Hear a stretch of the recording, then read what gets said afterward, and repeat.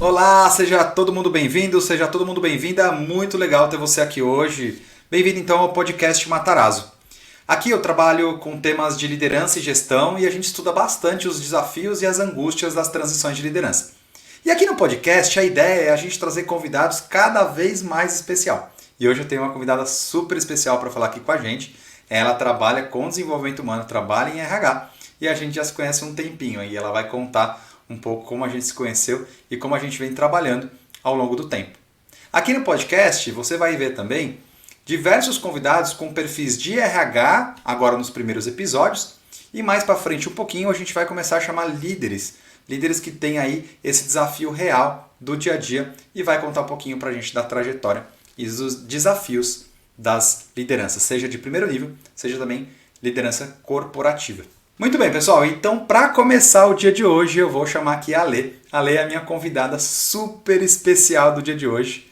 Alê, seja bem-vinda. Em primeiro lugar, eu quero agradecer muito a sua agenda, o espaço que você abre para a gente aqui. Seja bem-vinda, Alê.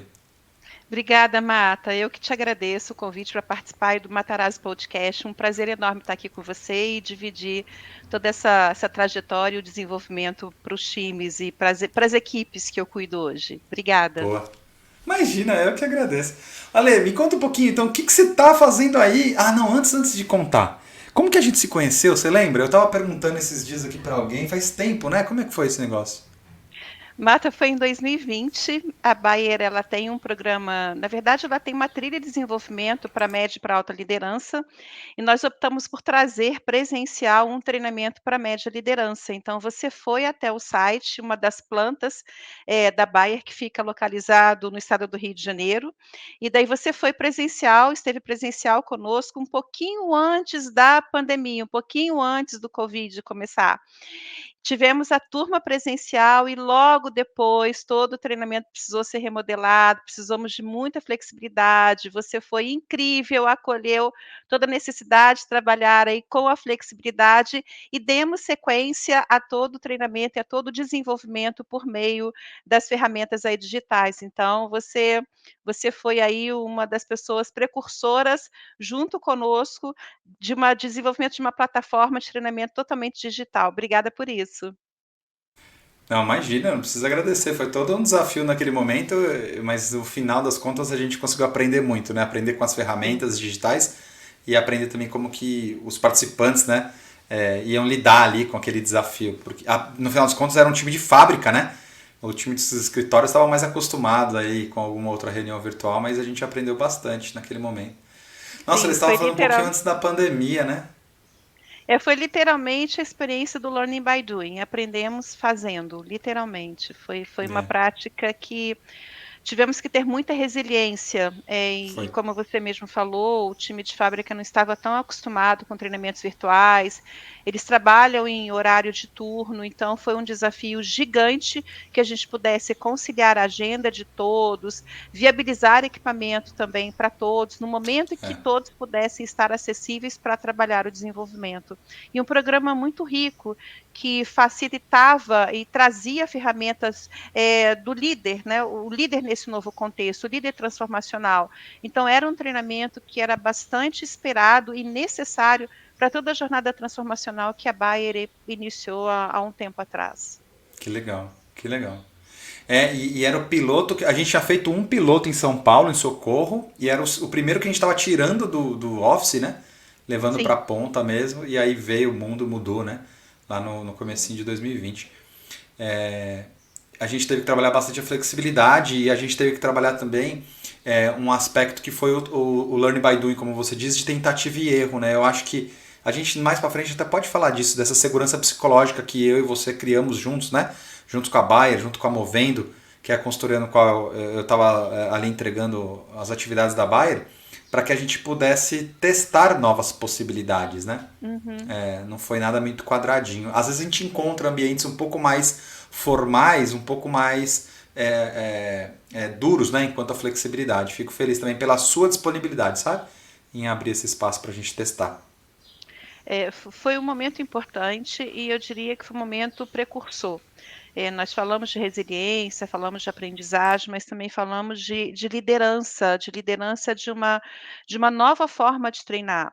E foi fundamental, porque se nós tivéssemos parado de treinar, as pessoas elas iam deixar de receber esse conteúdo.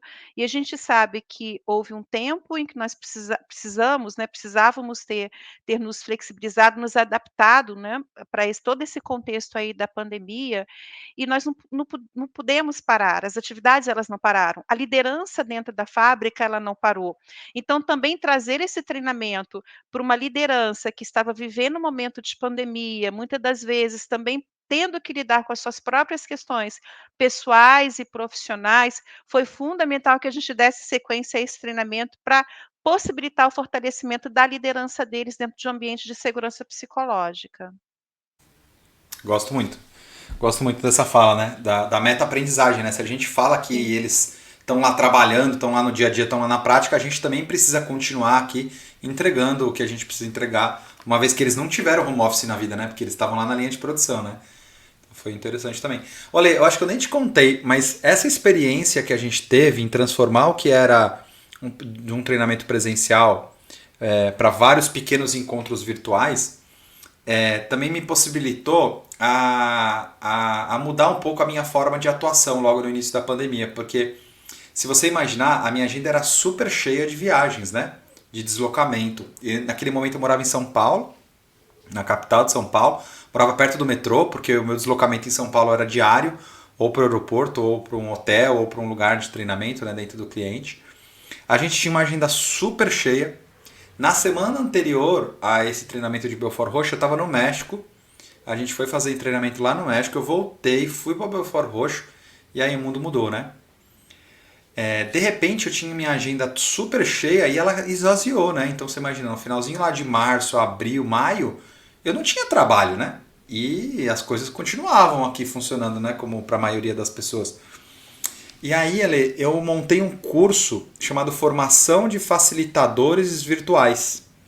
E eu vendi 7 ou 8 turmas para colegas meus, colegas de treinamento, parceiros de trabalho, para ensiná-los a usar o Teams, o Zoom, outras ferramentas digitais. Eu sempre aprendi rápido, eu vejo a minha vida pregressa, foi no ambiente digital, ambiente de tecnologia. Então eu acho que eu consegui, sabe, sobreviver, pagar minhas contas e apoiar minha família com o trabalho de ensinar facilitadores, professores, consultores a entregar treinamentos virtuais. Eu acho que esse de Belfort Roxo foi que me despertou, sabe? Acho que eu nunca te contei isso, essa necessidade Não. de ensinar os meus colegas. Foi muito bacana, viu? Até a companhia voltar, todo mundo rodar lá para outubro, eu já tinha vendido 8 turmas. E é interessante, Marta, que nós somos uma das primeiras plantas a adotar o treinamento de forma remota e virtual. E as pessoas não acreditavam nesse modelo, existia muita resistência de fato, porque tudo era muito presencial. Eu moro a 90 quilômetros aproximadamente da planta, eu ia e voltava todos os dias.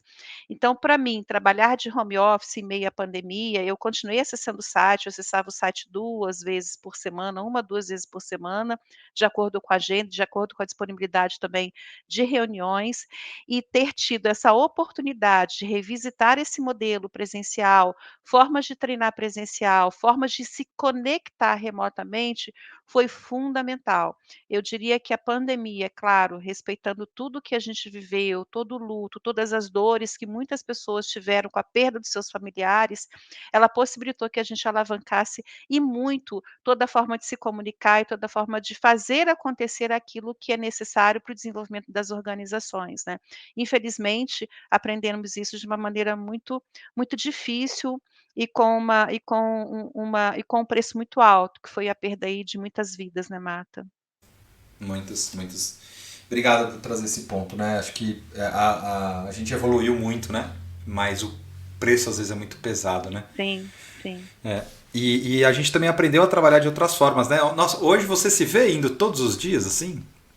Não, E é interessante que antes da pandemia eu atendia somente a planta de Belfor Roxo, né, que é uma planta com aproximadamente 500 pessoas, é um site Tá. industrial de muita relevância, não somente para Bayer, mas também ali para a Baixada Sul Fluminense, que é onde a planta está localizada. E depois de trazer essa modalidade do trabalho remoto, eu comecei atendendo outras áreas também. Então, além de atuar como HRBP, para Product Supply, para a planta de Belfor Roxo, eu também atuo com outras áreas, inclusive da América Latina. Então, não somente com treinamento, mas todo o desenvolvimento e atuando com pessoas que estão sentadas em posições no Chile, na Argentina, no próprio México. Isso ampliou a minha forma também de trabalhar. Então eu pude ter contato com outras áreas que eu não teria, porque necessariamente eu deveria estar sentada numa cadeira em São Paulo. E hoje a Bahia ela traz muito esse contexto de que você pode desenvolver o trabalho, claro, se você tiver a possibilidade de fazer a sua entrega de forma remota, isso é possível. E é possível, inclusive, você atender outros times, outros países sentado aqui no Brasil.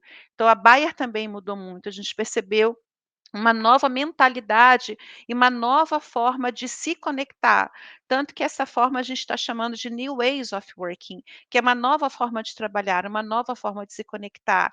E é claro que isso veio também pela necessidade de uma adaptação a tudo que a gente viveu pós-pandemia. Muito, muito bom. Eu vou escrever aqui, é o New Way of Working, né? New Que a Ways gente of está Working, trabalhando, sim. New Way of Working. E você sabe, Legal. Marta, que eu fico pensando que quando a gente fala das novas gerações que estão chegando nas organizações, essa é uma forma fundamental da gente conectar. É uma estratégia não somente de atração, mas uma estratégia também de retenção. Eu escuto muito de colegas e que estão hoje, né, que atuam para o Brasil todo, estão morando em Belo Horizonte, morando em outras regiões, e que eles conseguem entregar, né, as atividades que eles fazem, os resultados que eles fazem, os resultados das posições que eles precisam entregar, e fazem isso com uma qualidade de vida diferente, fazem isso com uma qualidade de vida muito mais alinhado aos valores que eles trazem dentro da É, organização.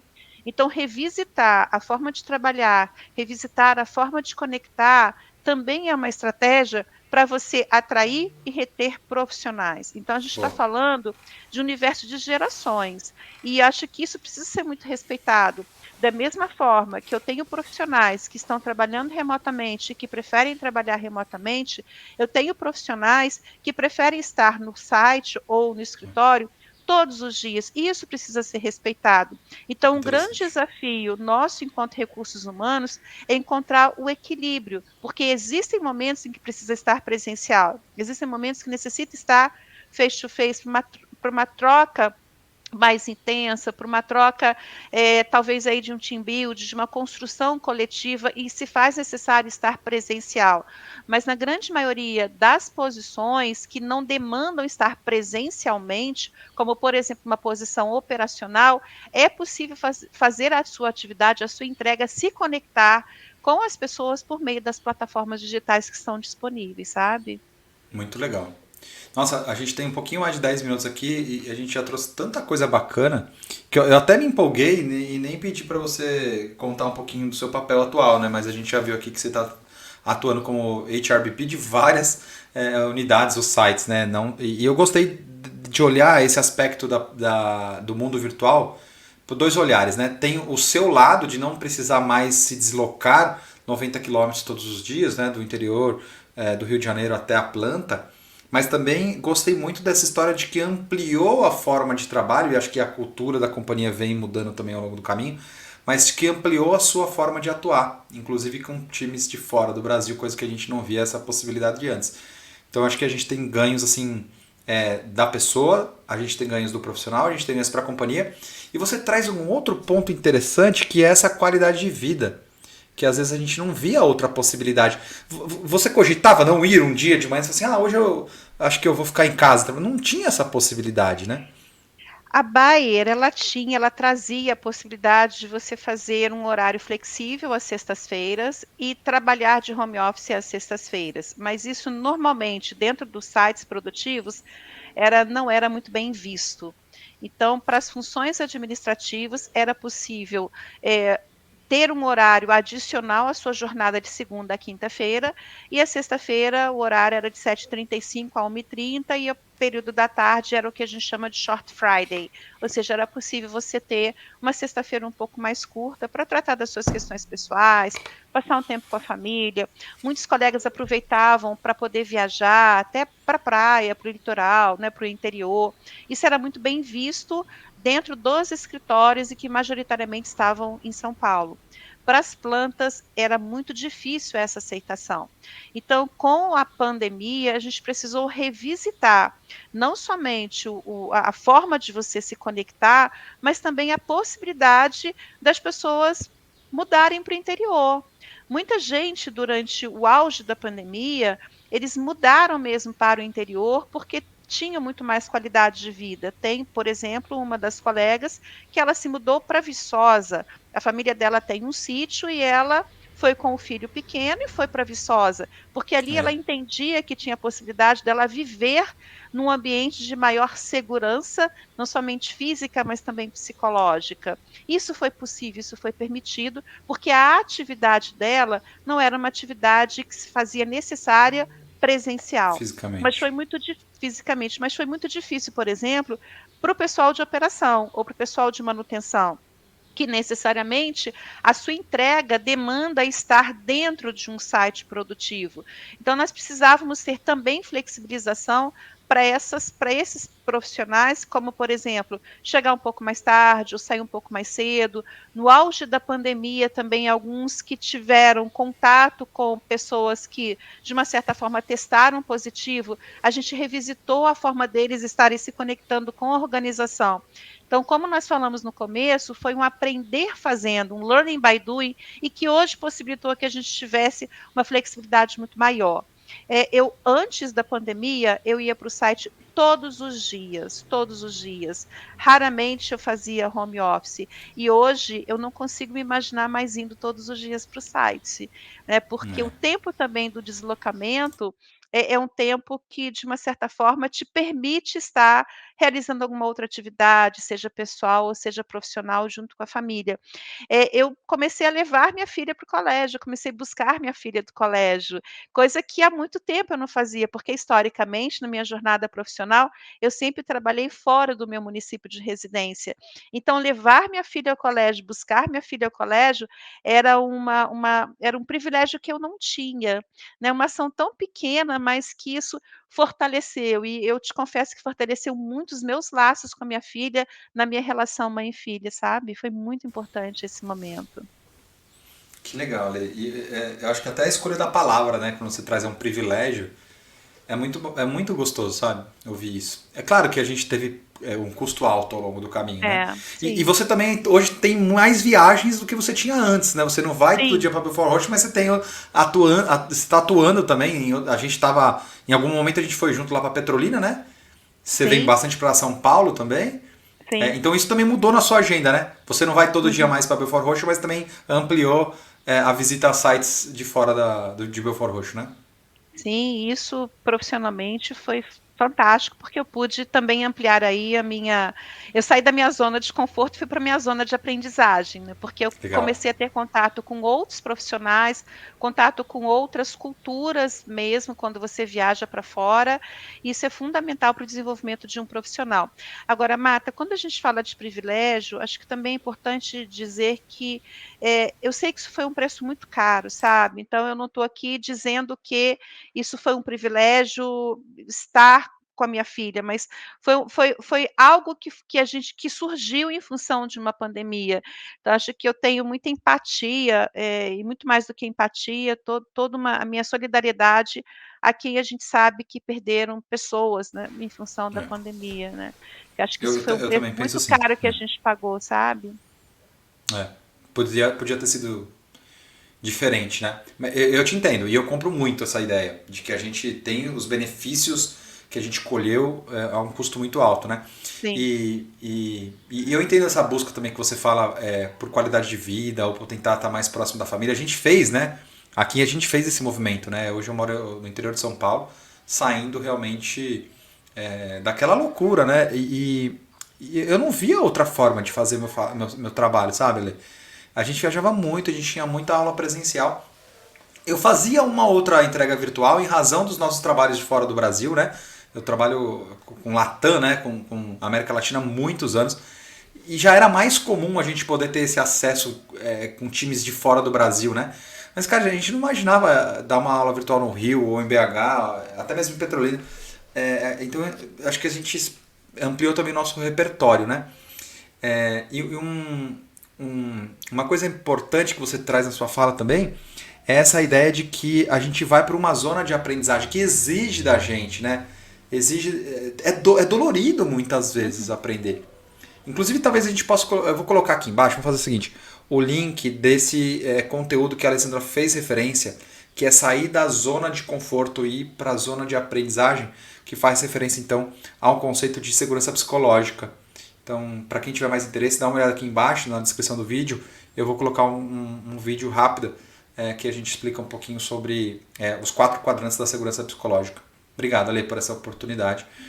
Olê, deixa eu te perguntar sobre uma coisa que a gente se empolgou aqui. Então hoje você está como HRBP. Para quem não entende essa sigla, o que faz uma BP de RH dentro das áreas de negócio? Bom, eu descobri essa posição quando eu cheguei na Bayer, porque a minha trajetória profissional, eu iniciei numa jornada como eu sou psicóloga de formação, a minha jornada dentro das organizações foi por meio de processo seletivo. Então eu entrei atuando em recrutamento e seleção, e na organização da primeira organização que eu trabalhei, eles entenderam que eu poderia agregar muito mais valor do que somente recrutamento e seleção. Então, eu desenvolvi a área de chamada, então, recursos humanos. O que existia era uma área de departamento pessoal, mas o foco naquele momento, que essa empresa, uma empresa nacional de transporte e logística, o que eles desejavam era também desenvolver os profissionais, muito mais pautado naquele momento, na construção da certificação da ISO 9000. Então, eu estruturei a área de recursos humanos muito pautado no processo de desenvolvimento, que é uma área que eu adoro e que eu navego muito bem. Logo depois disso, eu fui para uma multinacional de grande porte, uma multinacional francesa, que atua no segmento de construção, e por lá eu desenvolvi a minha carreira durante 10 anos. Entrei como uma analista e consegui chegar até a posição de gerente de recursos humanos, muito focado na área de desenvolvimento de pessoas. E aí eu brinco que chegou o momento de eu colocar a mochila nas costas e sair, ganhar estrada. E foi quando eu fui para uma outra empresa e atuei de uma maneira muito mais generalista, uma empresa multinacional americana, e que foi que me deu aí uma robustez mais estratégica também, até porque o meu contato, assim, a minha liderança, ela ficava nos Estados Unidos, eu ficava conectada com a VP de recursos humanos. Então, o meu pensamento estratégico precisou ser desenvolvido muito mais rapidamente. E foi por esta razão que eu fiz a mudança, saí de uma empresa em que eu era muito conhecida, muito solidificada, os programas solidificados, alguns dos programas que na ocasião meu time e eu implementamos, ainda hoje eles estão, é claro que com uma outra roupagem, mas eles ainda estão sendo utilizados, mas o meu desejo realmente era de sair novamente da minha zona de conforto e aprender outras práticas de recursos humanos que eu não tinha tido a oportunidade de experimentar, entre eles negociação sindical. Então, eu já estava há 3 anos nessa organização, quando eu recebi um convite para participar de um processo seletivo, não sabia que era Bayer, não sabia que a posição era de HRBP, e quando me apresentaram, eu: "O que que faz no HRBP?". E eu me lembro que a consultora, ela: "Alessandra, não é muito diferente do que você faz. O que você vai precisar fazer é traduzir as estratégias que vêm do corporativo e do global para as lideranças e para a própria organização. E é exatamente o que eu venho fazendo, quando se olha para esse papel do HRBP. O que diferencia é que eu estou muito mais na estratégia, do que na parte operacional.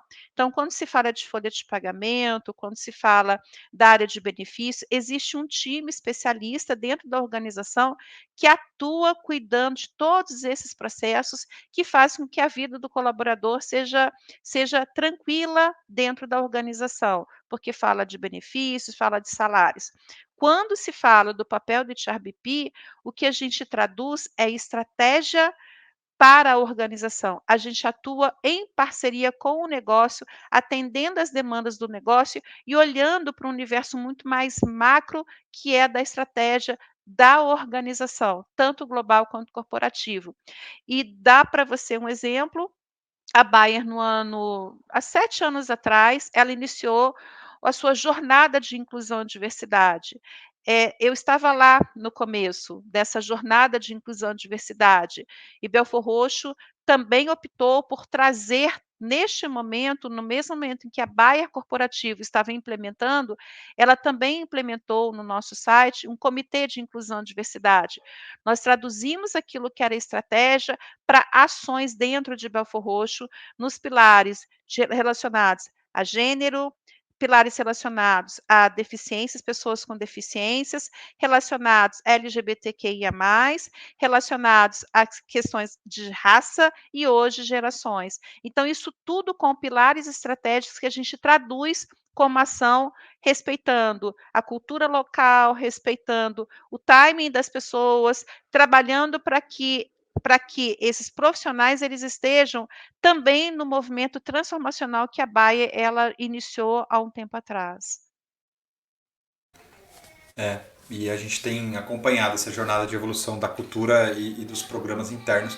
Muito bacana esse ponto que você traz, do papel da BP, então, como tradutor aí das estratégias corporativas. E esse movimento que você conta pra gente é um movimento que a gente tem aprendido muito também, enquanto consultoria, né, de fora, que a gente apoia a Bayer nos programas de desenvolvimento, a gente tem aprendido muito. Com vários programas da Bayer, e o programa de inclusão e diversidade e todas as iniciativas, nossa, a gente sabe, expande a mente assim de uma forma que a gente nem sabia que a gente conseguia ver na prática isso, porque às vezes é muito teórico, é muito filosófico. Tem conseguido trazer, a gente sabe que é difícil, né? A gente sabe que muitas iniciativas foram colocadas em prática a partir do momento que viraram meta, né, da alta liderança, mas a gente tem muito orgulho, sabe, de estar acompanhando esse movimento cultural da Bayer, viu? E que bom que você está Agora, fazendo parte disso, né? Agora, Marta, é um movimento de mão dupla, não é somente traduzir as ações corporativas ou globais, a estratégia global, mas é também levar a realidade do negócio para dentro dessas estruturas corporativas, porque muitas das vezes, como você tem a estrutura corporativa distante do negócio, o papel do Aham. BP também é levar o quanto que as ações corporativas elas vão impactar dentro das estruturas locais.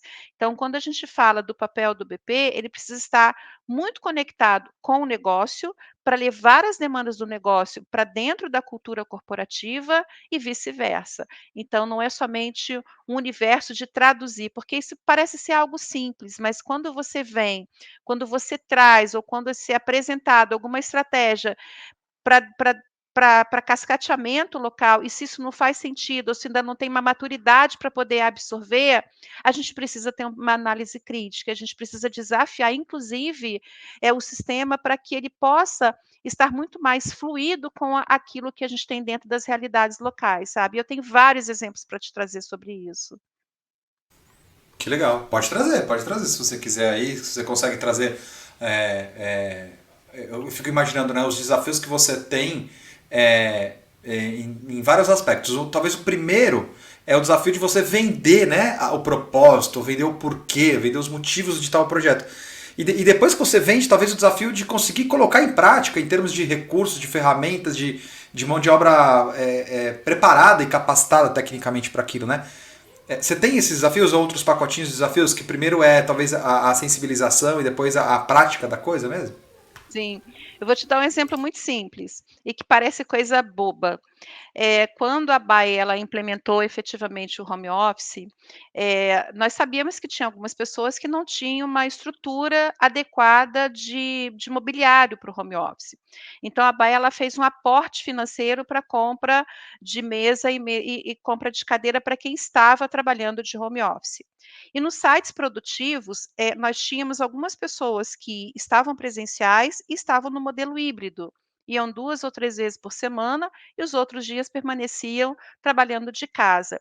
Uma ação simples, quando a Bayer notificou essa informação para toda a organização, houve um conflito de alinhamento e isso causou um grande ruído dentro das fábricas, dentro das linhas de produção.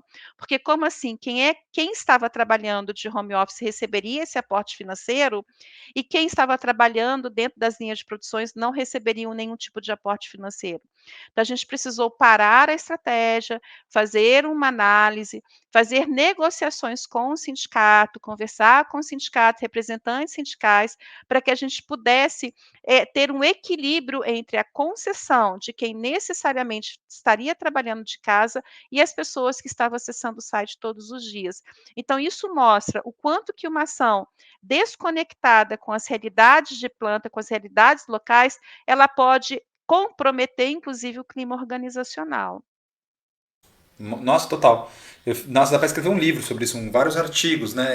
Sim, E acho que tem esse desafio, né? Porque provavelmente os escritórios, né? Ou o office, não sentiram essa necessidade, né? Talvez todo mundo tinha ido, né? Para o home office, 90%, então sim, estava todo mundo já contente com esse. Mas a realidade local, ela impacta. É muito interessante. E é interessante também esse movimento de parar, pensar, né? Trazer os atores para a conversa para a gente olhar junto como a gente pode fazer melhor e fazer sem tanto ruído. A gente sempre conta aqui que quando a gente conta uma história com alguns buraquinhos no meio, as pessoas vão lá e vão. A informação ocupa espaço, né? As pessoas vão lá e vão preencher com aquilo que tem na cabeça delas. E aí a história até muda de figura mesmo, né? Eu acho que esse movimento de parar e falar, peraí, vamos todo mundo junto, vamos entender o propósito, vamos fazer concessões, acho que é fundamental. Que pena que a gente só descobre isso depois, né? Do clima já ter sido impactado lá, mas o mais importante é a gente fazer intervenções logo logo. sim, sim, Bons sem sombra pontos. de dúvida. Mas o que é importante é a capacidade que a gente tem de parar e dizer: "Espera aí, houve uma falha, houve um erro, vamos retroceder, vamos reanalisar". Acho que isso é uma das competências fundamentais, que é de você entender o quanto os erros eles podem comprometer. E a gente precisa também, até dentro da cultura da organização, e é algo que também a gente vem aprendendo, é celebrar os erros, Matarazzo. Então a Baia ela tem a cultura do One PSS, que é uma filosofia de Lean Manufacturing, e uma das premissas do Lean Manufacturing é você aprender a celebrar os erros, e é o que nós estamos fazendo. De novo, é um learning by doing. Então nós identificamos que havia um erro, identificamos que havia um ponto aí de significante de melhoria, e a gente aprendeu com aquilo que aconteceu, e agora os alinhamentos eles são feitos antes mesmo de soltar qualquer tipo de comunicado, porque a gente sabe que existem públicos diferentes e que a gente necessita identificar qual é a realidade de cada um e, portanto, até os próprios benefícios serem direcionados de acordo com as realidades de cada pessoa que trabalha dentro da organização. A gente vê muitas vezes os benefícios eles são tomados, né, por conta de que é todo mundo igual, né, e não é, as realidades locais são bem diferentes. Celebrar os erros é bem bacana, ou celebrar os vermelhos dos indicadores, né, a gente Sim, percebe quando existe aquele primeiro movimento após um erro de tentar ocultar ou tentar mitigar. Isso a gente vê em muitas culturas e a gente entende que na Bayer o celebrar os erros é um mote, né, desse movimento de mudança cultural. Mais um passo, né? A gente vem dando vários ao longo do caminho. E aí, Ale, desde 2020 então, nossa, o DLM, que é o programa que a gente rodou lá, dentro da Bayer, em 2020, pela Movendo, a consultoria do qual eu tenho muito orgulho de fazer parte aqui, nossa, a gente já rodou vários DLM ao longo do caminho. E todos virtuais. Mas agora a gente já está com ele desenhado bem bonitinho para rodar no híbrido. E a gente está quase conseguindo a autorização da Bayer para rodar agora no começo de fevereiro, março, ano que vem, o modelo híbrido. O que vai ser o modelo híbrido? A gente vai ter aquelas intervenções de período curto no virtual e aqueles 2 dias seguidos inteiro de aula a gente vai fazer no presencial, que é o desenho que a gente hoje entende que é o que vai funcionar melhor para a gente fazer o Get in Touch, para a gente conectar com as pessoas, para a gente dar as lições ali de casa e aí a gente vai para as discussões, para as práticas, para as dinâmicas vivenciais no presencial. Eu tô muito animado, assim, a gente tem quase certeza que vai rodar os híbridos o ano que vem. Você tem visto isso em Belfort Roxo ou nas outras áreas que você atende fora da planta? Como é que vocês estão vendo isso internamente? Sim, temos e são realidades bastante distintas também. Então, eu vou te dar exemplo agora. Recentemente, nós começamos um trabalho de letramento para falar sobre IND, inclusão e diversidade. Então, como o consultor, nós iniciamos em Belfort Roxo, na modalidade virtual, e o consultor é de São Paulo, está rodando e está rodando muito bem de forma presencial.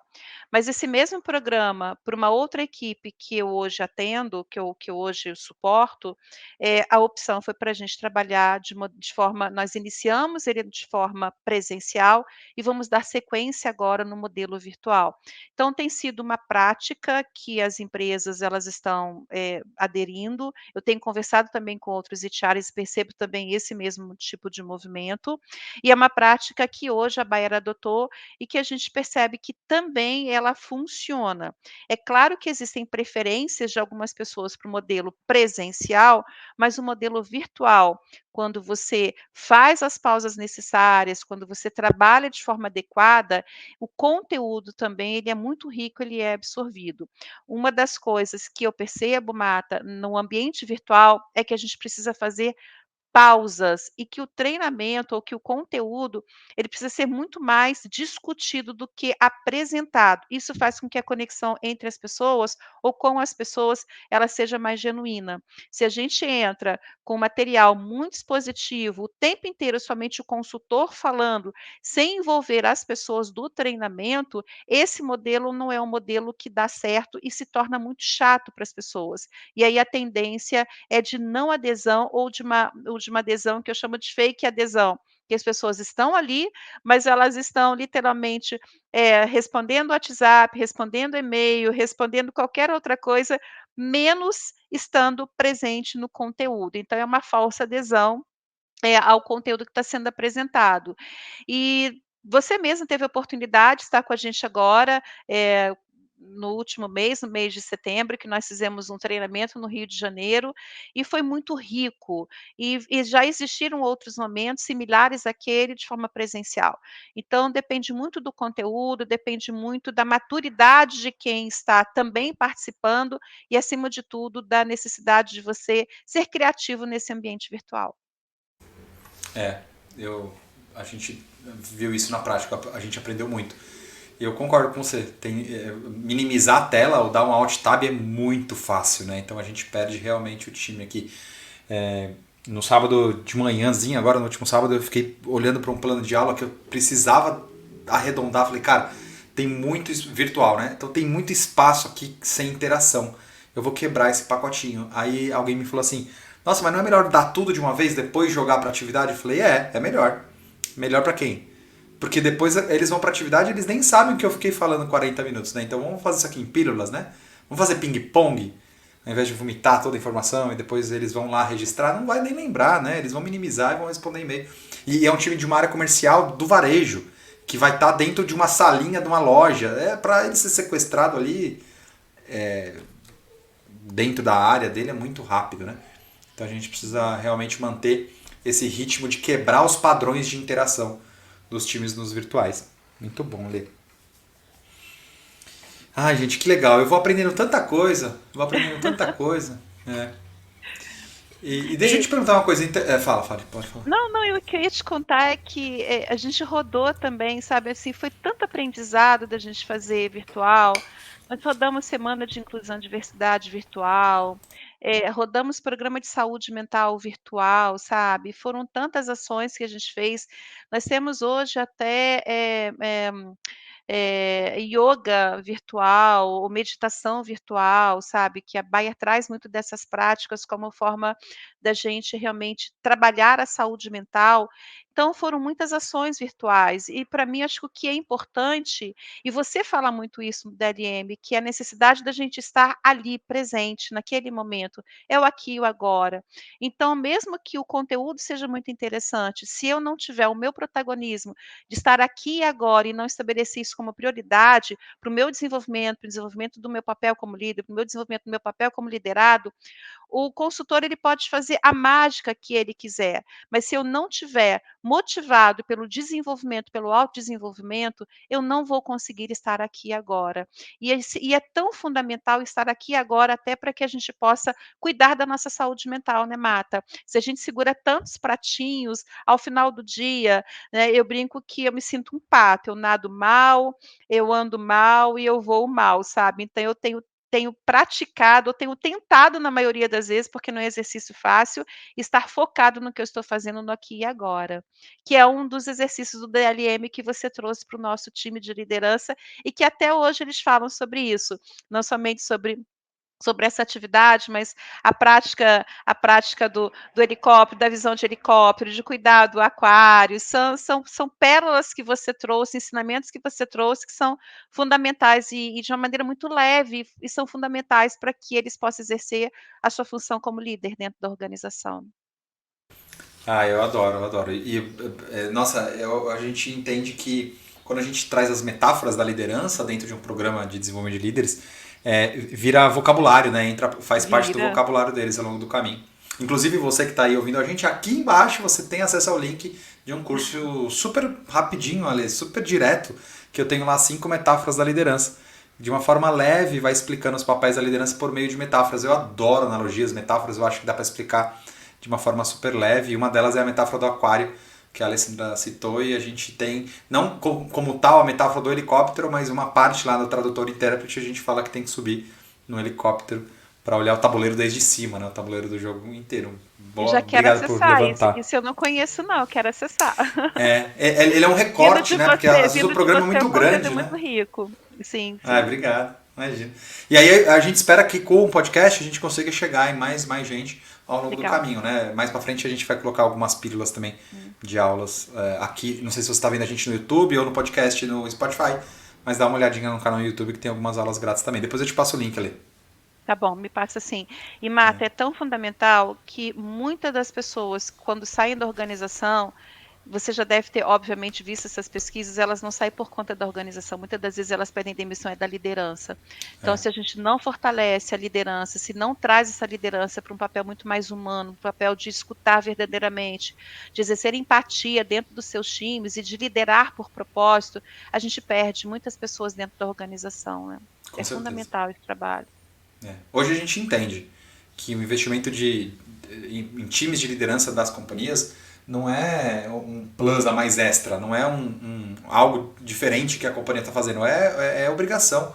Porque as pessoas pedem demissão das lideranças que a gente não treinou, que a gente não capacitou, e aí a gente vai diminuindo o ciclo de vida do colaborador dentro das organizações. Custa caro, né? Custa caro contratar, custa caro demitir, custa caro permitir que o líder peque pela omissão ou que faça algum tipo de assédio, né? Independente do tipo. A gente vê investimento em desenvolvimento de liderança como fundamental, não só para o crescimento, mas para a perenidade do negócio, né? Sim. É fundamental. Agora, você também atende diferentes níveis de liderança, né? Fico imaginando assim, é muito diferente trabalhar a necessidade de desenvolvimento de líderes logo na primeira gestão e a necessidade de desenvolvimento de líderes talvez com uma área de atuação mais ampla, né, ou com um impacto no negócio muito maior, talvez gerentes sêniores, diretores. Você vê diferença no desafio de você facilitar o desenvolvimento de primeira gestão e de líderes mais sêniores? Sim, tem essa diferença. Quando a gente está falando de líder, que é líder de pessoas, né, que é líder de líder, o que é muito importante naquele momento é que ele possa desenvolver essa liderança, os líderes, para que possam atuar junto às suas equipes. Então ele tá olhando muito mais para um universo mais complexo, que é desafiar esse líder, desafiar, o pensamento desse líder, o mindset desse líder, trabalhar o desenvolvimento desse líder, para que ele possa cascatear isso como cultura dentro da organização. Então eu vou te dar aqui um exemplo, se eu estou atuando com um líder de site, um líder mais sênior, que tem um líder na sua equipe, um líder que não está trabalhando tanto com o universo de inclusão e diversidade, ou então que ele ainda não está dentro do modelo de desenvolvimento, ou atuando no modelo de desenvolvimento que é o esperado para o seu papel de líder, que é o gestor de pessoas, ele assume um papel muito mais de um gestor técnico. Esse líder, ele precisa, trazer esse outro líder para o papel que ele deve efetivamente ter dentro da organização. Porque quando você assume uma liderança, uma gestão de pessoas, o papel técnico, ele não é que ele não seja importante, ele é fundamental, mas isso não é mais feito por esse líder. O papel do líder é gerenciar ou gerir desenvolver pessoas, e desenvolver pessoas com propósito. Então, o líder mais sênior, o grande desafio dele é tirar esse outro líder do lugar comum e trazê-lo para o lugar que ele deve estar, que é de gestão de pessoas, que é de desenvolver pessoas, que é de pensar formas, diferentes e inovadoras, experimentar formas diferentes e inovadoras, até de gerir pessoas dentro dos valores da organização. E quando a gente fala de um líder de pessoas, e aí um líder direto de pessoas, muitas das vezes o desafio dele é como dar um feedback, como fazer conversas difíceis, como implementar uma cultura muito mais inclusiva, muito mais aberta dentro da sua organização, como reter profissionais de diferentes gerações. Eu tenho um líder, por exemplo, que tem profissionais de todas as gerações. E como que ele faz essa fusão, como que ele consegue liderar com um propósito maior mediante tantas diferenças das gerações que ele tem dentro da própria equipe. E isso faz com que o meu papel como BP, ele precise navegar. Então eu vou estar com esse líder de pessoas, atuando de uma maneira mais estratégica, no sentido de como que ele desenvolve os seus líderes, e o líder de pessoas, eu vou estar atuando muito mais no como ele fazer e por que que ele faz, né, o que que ele deve fazer, por que que ele faz isso e como que ele deve atuar para que aquela cultura ela seja, implementada da forma como a organização deseja, como ele espera, ou dentro do seu próprio planejamento. Não sei se ficou claro aí para você, Marta. Demais, demais, Ale. Adorei. Bom, pessoal, vocês já viram que isso aqui vai virar um corte, né? Muito legal, Ale. Eu gosto muito de pensar nesses desafios diferentes, dependendo ali do nível de liderança, porque se a gente trata todo mundo igual, todo mundo. Porque nas grandes bibliografias de liderança ele fala que a gente tem que fazer as transições. E diz que tem que mudar habilidades. Só que elas mudam para outras habilidades e outras profundidades. Às vezes falta um pouquinho de. Quem sou eu para criticar, né? Os grandes modelos de transição de liderança, mas o grande ponto que a gente vem estudando ao longo do caminho é que para a liderança o contexto importa. Então, se eu sou líder de gente, líder de equipe, líder lá de 2 ou 10 ou 20 pessoas, talvez eu tenha que trabalhar essa parte técnica, como você falou, e evito ter conversas difíceis. Quando eu estou lá em cima, a minha decisão, por menorzinho que seja, ela vai impactar o negócio como um todo, e eu preciso aprender a lidar com líderes embaixo de mim. E às vezes eu não trato ele como líder, né? Eu trato ele como um analista sênior, um Master Blaster. Te E não entende? dá para Ficou ser. super claro mesmo. Não E dá não para dá para ser. ser assim, porque você consegue gerar muito mais propósito quando as pessoas fazem parte da tomada de decisão. Isso é fundamental, isso é o básico, É. né? Se eu estou fazendo alguma coisa, eu preciso ser parte da tomada de decisão, eu preciso ser parte da construção daquilo que está sendo apresentado. Então, o meu papel de líder, ele parte por esse lugar, de envolver, de engajar pessoas, de trabalhar numa cultura de muito mais de senso de pertencimento, o quanto que eu pertenço àquilo que eu estou fazendo. E quando eu estou com um líder mais sênior, eu preciso inspirar os meus líderes a serem líderes genuínos e que também trabalhem com propósito. Então é um lugar que é diferente, é um lugar que eles precisam o tempo inteiro, eles são desafiados o tempo inteiro, porque precisam fazer um balanço mesmo entre aquilo que o negócio está exigindo e aquilo que a estrutura de pessoas ela está permitindo ser feito. E aí quando a É, gente fala, gosto é muito. cultura, sabe, Mata? A gente está fazendo é a tradução da cultura. Ele é o tradutor dessa cultura e o líder maior ele dá o tom. O líder maior, ele traz isso. Se ele é um líder aberto, se ele é um líder empático, ele vai liderar, por exemplo. E os seus líderes vão olhar para aquele líder maior e vai entender que aquele comportamento é o esperado pela organização. Aquele comportamento é o desejado para a cultura de transformação de uma organização. Se eu tenho um líder sênior ou um líder de pessoas que é o número um da organização, que tem uma postura muito mais autocrática, que não se compromete com as estratégias da organização, seja inclusão, diversidade, seja cultura, seja saúde mental, entre outros tantos outros temas, eu preciso te dizer que o RH não dá conta disso, porque a Não dá. agenda de pessoas não está na mão de RH, a agenda de pessoas precisa estar na mão do líder. É esse líder É, que precisa dizer o quanto que é importante estar numa cultura inclusiva, o quanto que é importante estar numa cultura que engaja as pessoas, que promove o desenvolvimento, que promove o senso de pertencimento. E aí o nosso papel enquanto recursos humanos, ele fica menos difícil, digamos assim, porque você vai estar trabalhando com um líder que inspira outras pessoas a serem pessoas melhores todos os dias, sabe? E aí eu preciso te dizer que isso me que gera uma delícia. felicidade, um senso de pertencimento É, muito grande, né? E genuíno também. super. Nossa, que legal. É tão gostoso te ouvir que a gente Ah! percebe verdade na sua fala, sabe? Mas é real. Mas eu me lembro de uma aula que a gente construiu, cara, faz uns bons anos, sei lá, eu esqueço do tempo aqui, mas antes da pandemia, 2020, então lá para 17, 18, a gente ajudou a construir uma aula chamada Gestão de Pessoas não é lá com RH. Gestão de pessoas não é só com RH. E as pessoas ainda se assustavam quando a gente tentava entregar esse tipo de conteúdo, né? Mas como assim não é só com RH? Não é só, amigo. Você tem esse papel de rodar um ciclo de gestão todos os dias aqui, né? É interessante, eu gosto. E aqui na Bayer, a gente roda Bayer há muito tempo. A gente tem dois programas, né, Ale, grandes assim, em termos de liderança. É o DLM e o LTC. Sim. E aí é exatamente para isso, para separar, né? Esses layers de liderança. O DLM a gente tem atuado com líderes jovens na função, primeira liderança, talvez liderança por influência, né? O dono de um projeto, o dono de um produto, o dono de uma linha de budget, de orçamento.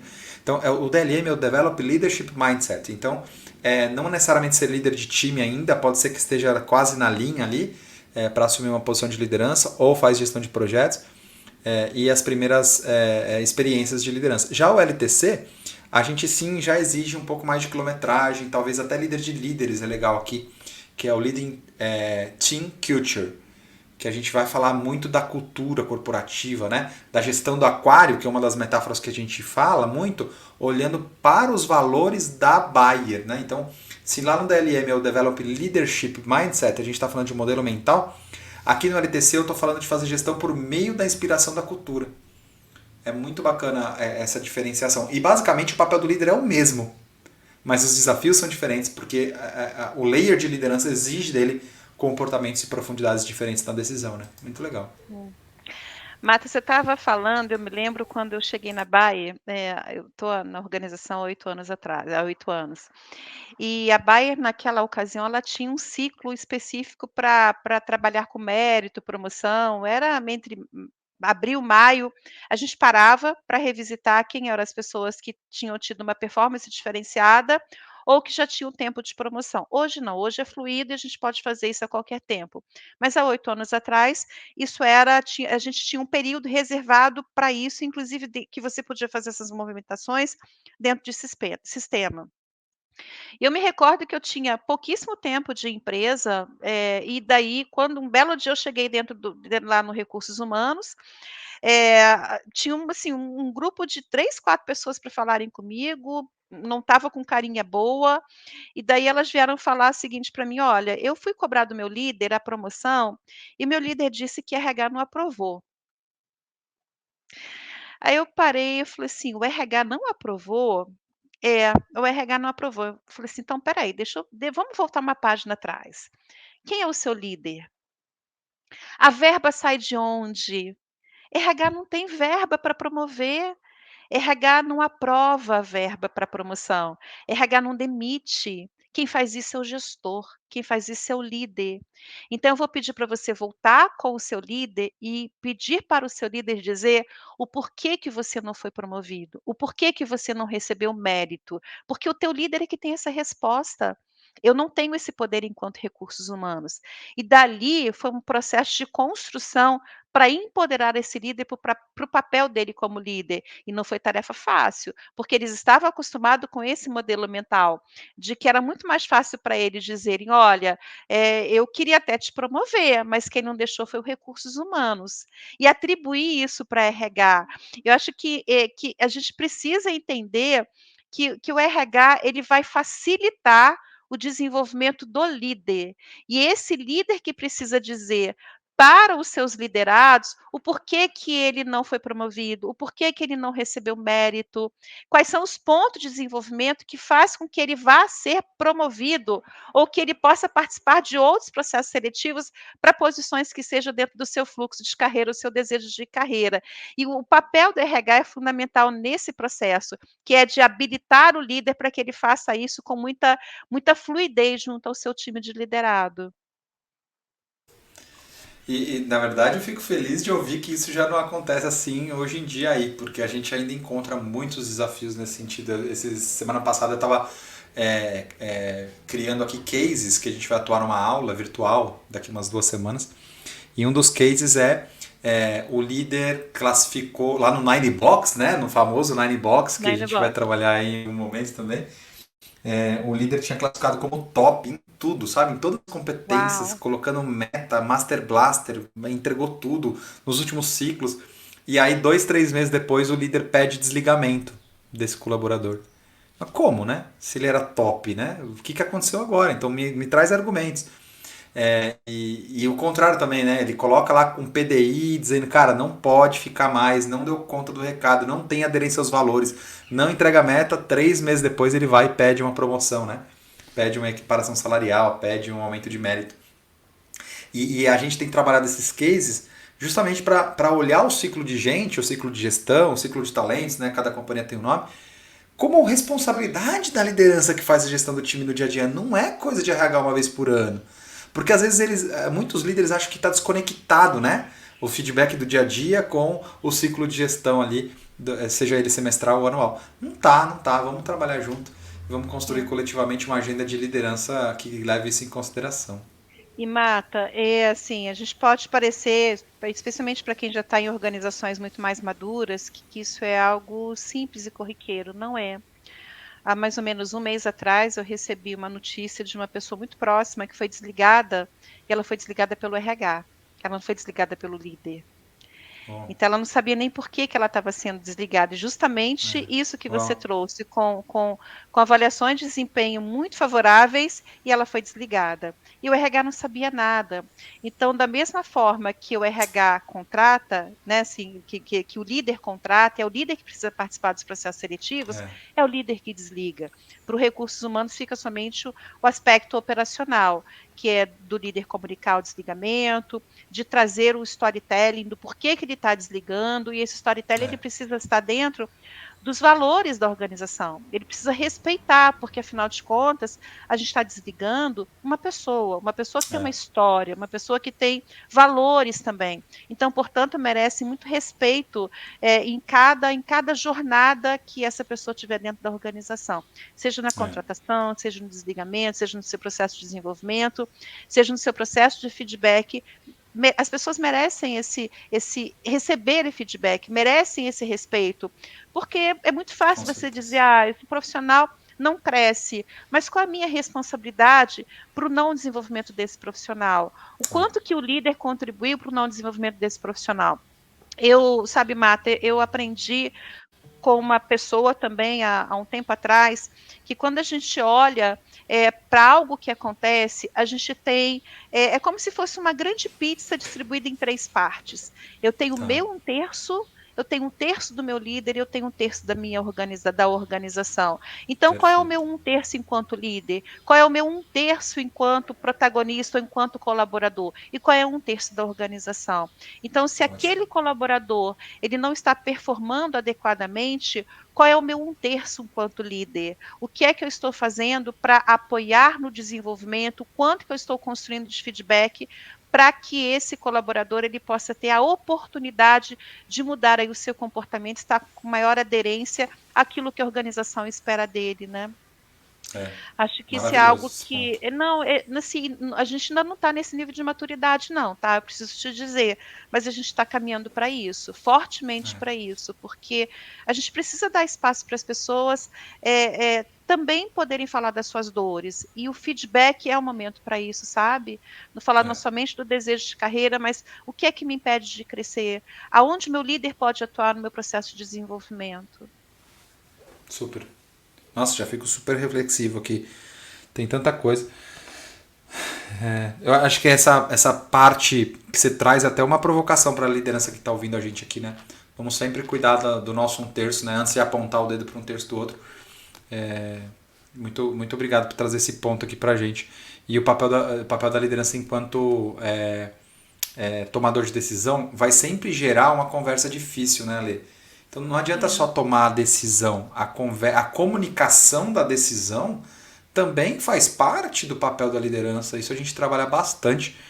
É, a gente tem alguns templates que a gente pode ajudar. Quem está ouvindo a gente aqui, dá uma olhadinha nos links aqui embaixo, vai ter uma instrução de como você pode obter um template de como se preparar para conversas difíceis. Isso é muito importante.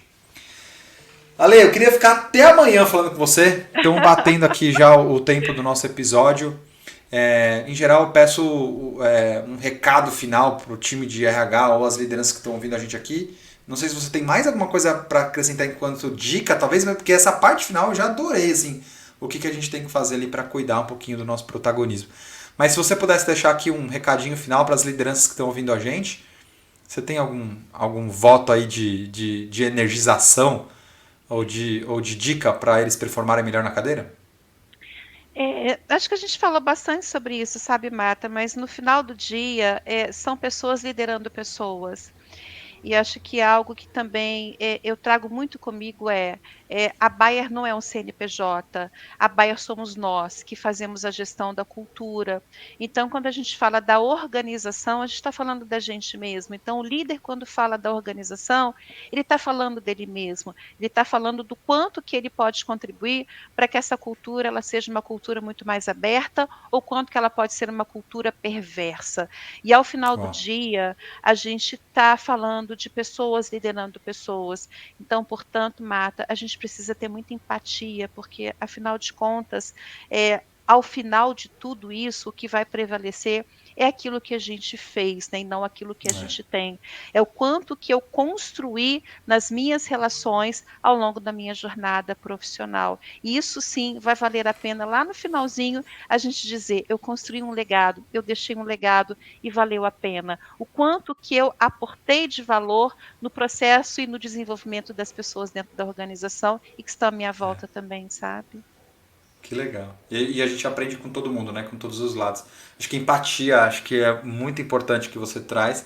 E eu quero agregar um outro sentimento para É mim muito importante, que humanidade, é a né? humanidade, cara. A humanidade, é.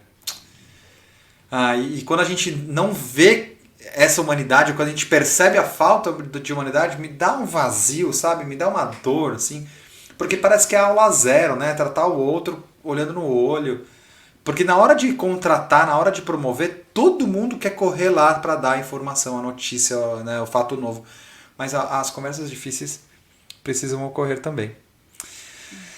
E aí, Ale, para fechar aqui, e agradecendo puta, muito seu tempo, sua disponibilidade, acho que eu tenho uma duplinha aqui de sentimentos que é empatia e gratidão.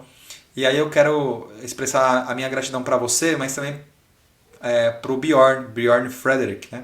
Um grande amigo, um dos meus mentores aqui na consultoria, hoje à frente da Movendo Latam, e ele que me abriu a porta para voltar a trabalhar com a Bayer. A gente atua na Bayer há bastante tempo, Então o Bjorn é que me possibilita aí estar em contato sempre com vocês e entregar os programas de liderança. Então fica aqui a mensagem, a gratidão para você, Ale, pelo seu tempo, e também ao Bjorn, que me ajuda aí a crescer cada dia mais e me desafia também a entregar cada vez melhor. Muito obrigado, viu? Eu Obrigado, te Ale. agradeço. Você agrega muito valor para o time, não tenho dúvida disso. Então, você, Bjorn também, você é um querido lá para gente, você sabe disso. Que Então, os legal. programas que existem em parceria com a Movendo, pessoal, dá para trazer o Matarazzo? Então, É, você é muito querido, o pessoal gosta demais aí das contribuições que você traz, porque são genuínas e elas conversam com os valores da organização. Eu acho que isso é o fundamental. É ter alguém que sabe dos valores da organização, respeite os valores da organização e contribui para que eles sejam muito mais presentes no nosso dia a dia, sabe, Marta? Isso é fundamental. que legal. Que legal. Nossa, sem palavras. Obrigado, Ale. Nos vemos na próxima aí, viu? Obrigada. Um Um beijo abraço. grande. Tchau, tchau. Ó, pessoal, para você que ficou aqui até agora, quero agradecer também, expressar minha gratidão. Muito obrigado por ter ouvido a gente aqui, o podcast, ou se você estiver vendo aí no YouTube, obrigado por ter visto a gente aqui, eu e a Lê. A gente sempre sorridente, muito feliz aqui, aprendendo um com o outro, né? Bom, pessoal, se você curte podcast, provavelmente você já sabe qual é aquela mensagem final, né?